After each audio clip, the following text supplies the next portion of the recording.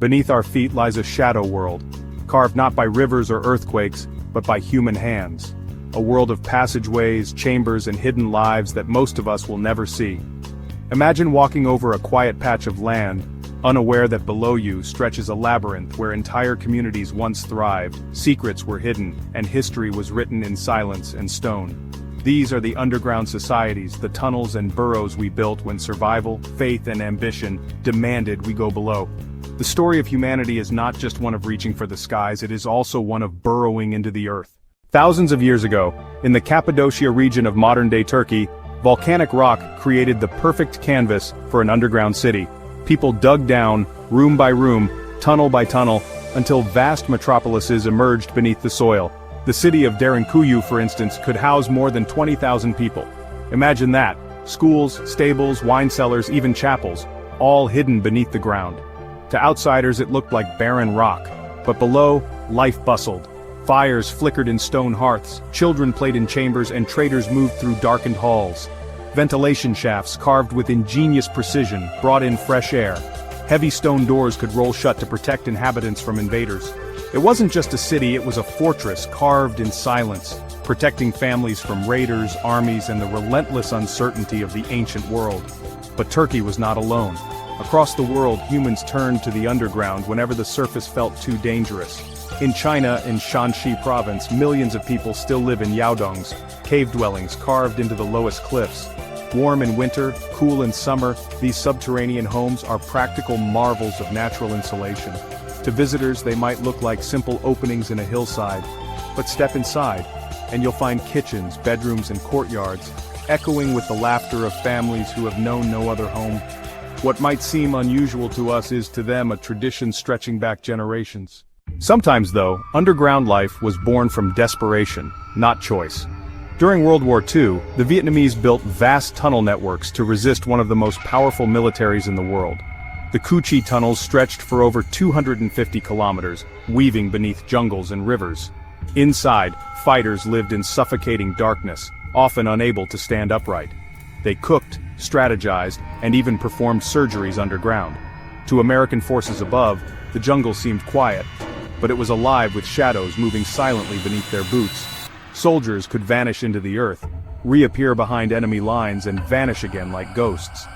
The tunnels were claustrophobic, infested with insects, and filled with the stench of war. Yet they symbolized resilience, the earth itself shielding a people unwilling to surrender. Not all subterranean endeavors were about survival, though. Some were built to inspire awe, or to hide the sacred. In medieval Europe, monks and pilgrims carved catacombs and crypts where the dead rested and the living sought spiritual connection. In Rome, beneath the bustling empire, a network of burial chambers stretched for miles.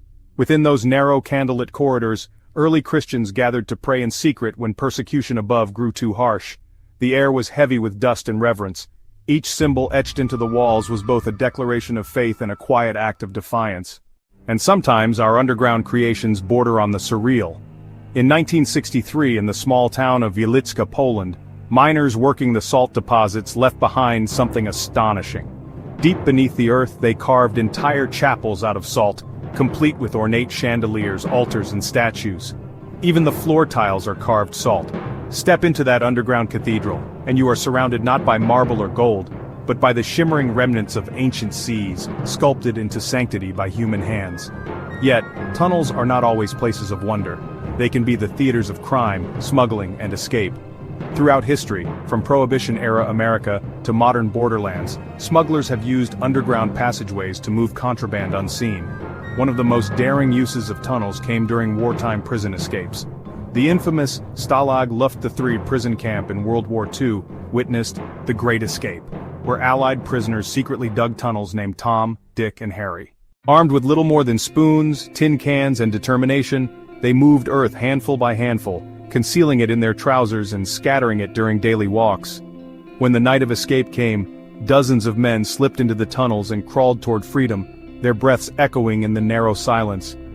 Not all made it, but their daring inspired countless stories of courage and ingenuity. Our fascination with going underground has never faded. Even today in cities like Montreal and Beijing, massive subterranean networks connect shops, offices, and transportation hubs. In Helsinki, entire sports arenas, swimming pools, and emergency shelters are hidden beneath the city.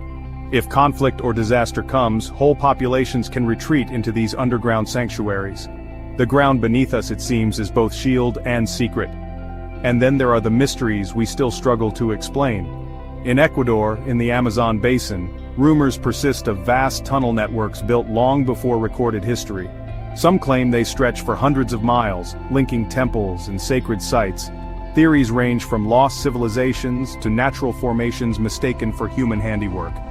Explorers return with strange stories of perfectly cut stone walls deep underground, sparking debates that blur the line between archaeology and legend.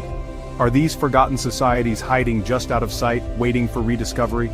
But perhaps the most haunting truth about underground societies is this: while they seem alien to us, they are deeply human. They reflect our fears of invasion, our yearning for safety, our creativity in adversity, and our relentless drive to adapt. When the world above became too dangerous, too hot, too cold, or too hostile, we dug into the earth and built new worlds in the dark. The next time you walk through a quiet street, pause and think.